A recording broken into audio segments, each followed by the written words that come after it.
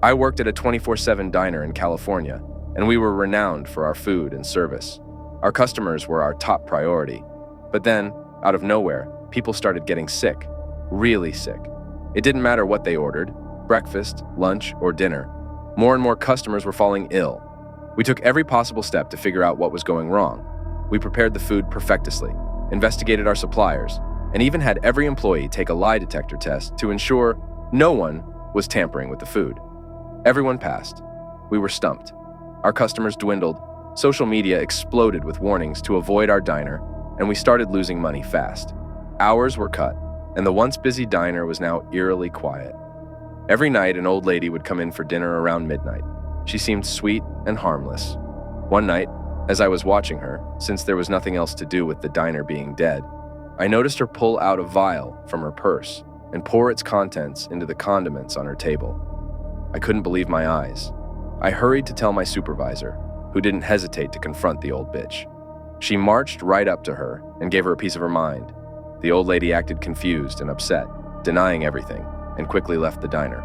My supervisor tried to stop her, but she couldn't detain her. We immediately called the police and showed them the footage.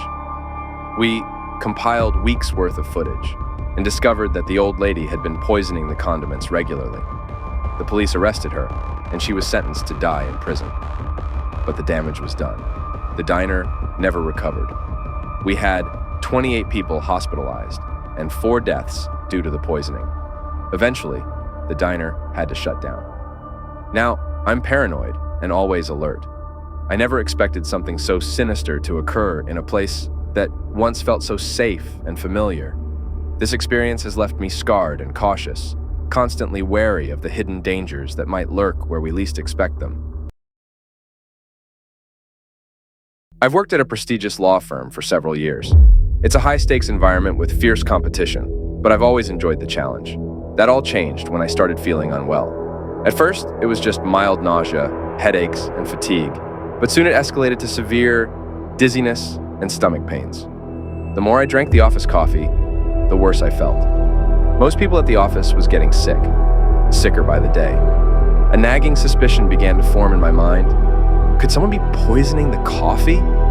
The thought seemed paranoid at first, but the pattern was undeniable. Determined to find the truth, I confided in my trusted colleague, Sarah. She was skeptical, but agreed to help me investigate. We started by keeping track of who made the coffee each day and who drank it. Our findings were disturbing. Several other employees had similar symptoms, which they too had attributed to stress or minor illnesses. With growing dread, Sarah and I took a sample of the coffee to a lab for testing. The results were horrifying. The coffee was laced with a toxic substance. Realizing the danger we were in, we knew we had to act fast. We decided to set up hidden cameras in the break room to catch the culprit red-handed. The days that followed were filled with anxiety as we reviewed the footage each night. Finally, our efforts paid off. One evening, we saw Mark, a senior associate, discreetly adding something to the coffee pot. My heart pounded as we watched the grainy footage, realizing the extent of his betrayal. Mark, someone we had worked with for years, was trying to poison us. Armed with this damning evidence, Sarah and I went to the police, but not before I confronted him before police arrived. A scene erupted at the office, and I let my rage and emotions take over me. Him betraying the office sent me over the edge, and I didn't hold back. I fought him, knocking him to the ground. Coworkers stood back, allowing me to lay my revenge until instincts consumed me, and I couldn't stop. Detective Bennett, who took our case seriously, launched an investigation. The police searched Mark's office and found the toxic substance hidden in his desk.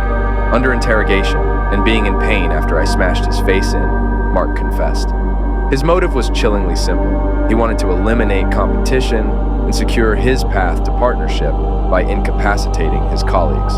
Mark was arrested, and the news of his betrayal sent shockwaves through the firm. It was hard to believe that someone we worked alongside every day could be capable of such a heinous act. The firm took immediate action, implementing new security measures and offering support to those affected. In the aftermath, my health gradually improved as the toxins left my system, but the emotional scars remained. The betrayal cut deep, but I was determined to move forward. Sarah and I were commended for our bravery in uncovering the conspiracy, and the firm worked hard to rebuild trust among its employees. It started with a pie, a simple, delicious pie left on my doorstep with a sweet note that read, "Welcome to the neighborhood. Enjoy. Nancy." Little did I know, this seemingly kind gesture was the beginning of a nightmare that would haunt me forever. Nancy was the perfect neighbor. She was friendly, always smiling, and seemed genuinely interested in everyone's well-being. She would bake treats, host neighborhood gatherings, and lend a helping hand whenever needed. But beneath her warm exterior lurked a dark, sinister secret. One by one, my neighbors started falling ill. It began with mild symptoms: nausea, headaches, and dizziness. Doctors were baffled, unable to pinpoint the cause. Then, people started dying. First, it was Mr. Thompson from across the street. Then, the Johnson kids. Panic spread like wildfire, and the neighborhood was gripped by fear. Nancy was always there, offering comfort and support to the grieving families. She brought food, helped with chores, and even organized a vigil for the victims.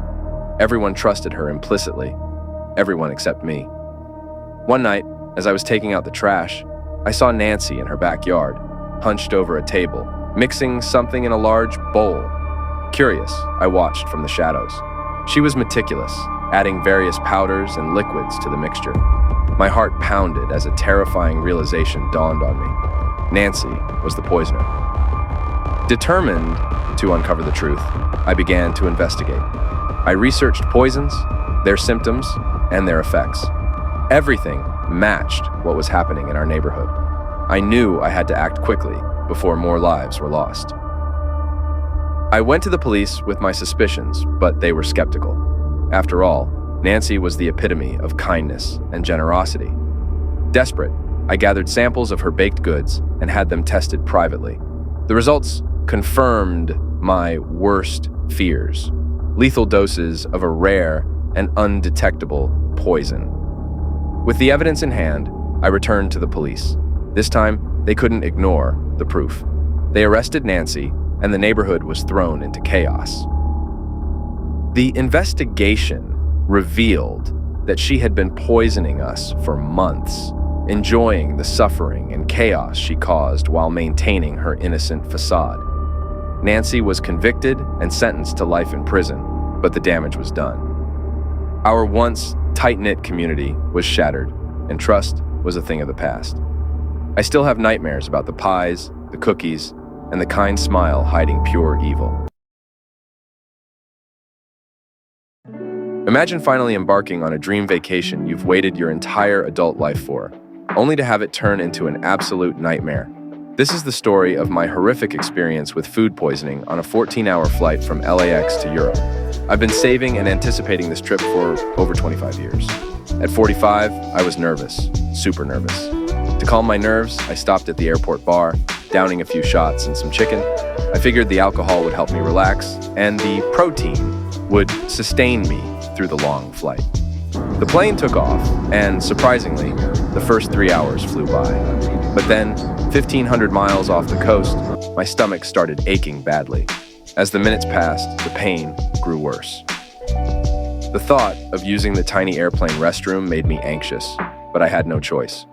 I made my way to the back, used the restroom, and hoped it was just nerves.